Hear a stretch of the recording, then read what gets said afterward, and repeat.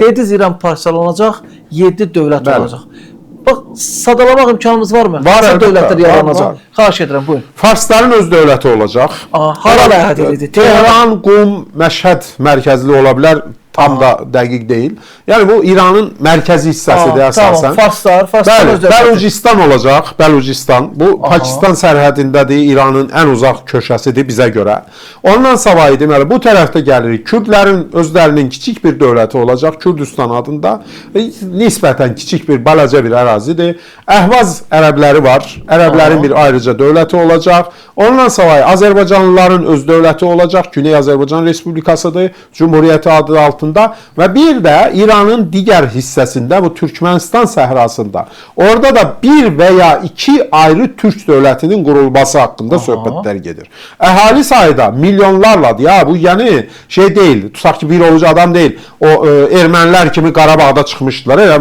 40-50 min adam çıxmışdılar ki biz dövlət qururuq. Yox. Orada söhbət İranda milyonlardan gedir.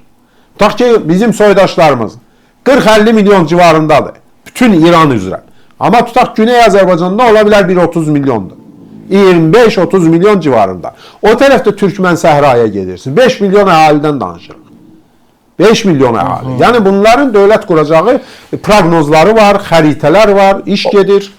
Bu senariyada bizim qardaş ölkəmiz narazıdır təbii ki. Türkiyə. Bəli. Çünki siz sadaladınız qurulacaq dövlətləri.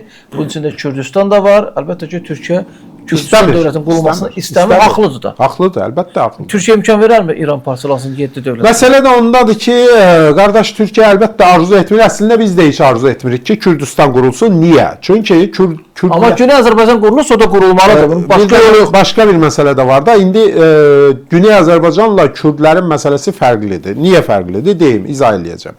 Ümumiyyətlə 1945-ci ildə Güney Azərbaycandakı müstəqillik dönəmi, qısa müddətli müstəqillik dönəmindən sonra Şah rejimi gətirdi İranın məhz o ərazilərinə.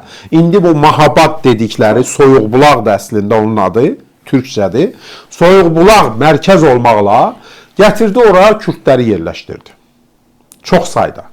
Ki tərkib dəyişsin, etnik tərkib. Yəni indinin özündə isə qardaş Türkiyədəki PKK hərəkatları sonuçlandığına görə PKK'çılar qaçıb gedib İraq Kürdistanında sığındığına görə orada da İraq Kürdistan rəsmiləri onları qəbul etmək istəmədiyinə görə həmin o PKK'çılar gəlib yerləşib Qərbi Azərbaycan ostanına, Azərbaycan torpaqlarına. Onu kim gətirib yerləşdirib? İrandakı rejim.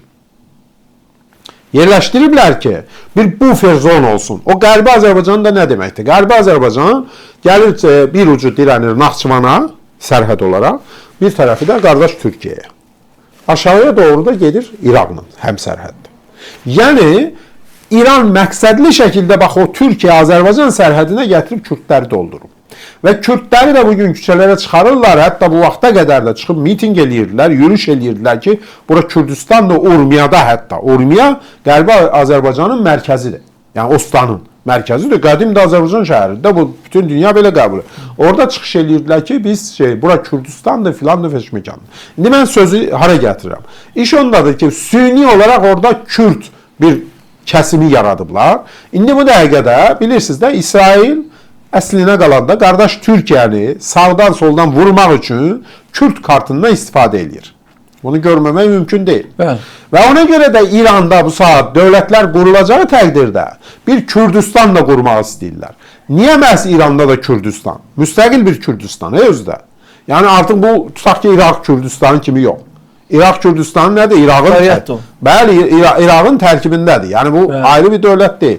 Düzdür, üstün azadlıqları var, sərbəstlikləri var filan, xarici siyasətdə belə, amma İraqın içindədir. Burada isə müstəqil bir Kürdistan qurmaq istəyirlər və kimin üçün baş ağrısı? Evet, Türkiyə üçün baş ağrı. Biz də bunu istəmirik. Ona görə də bizim əslində əlimizdə faktlar var ki, bu bir süni dövlətdir, əgər qurulsa və o süni dövlətə də süni dövlət kimi münasibət bəsləyə bilərik.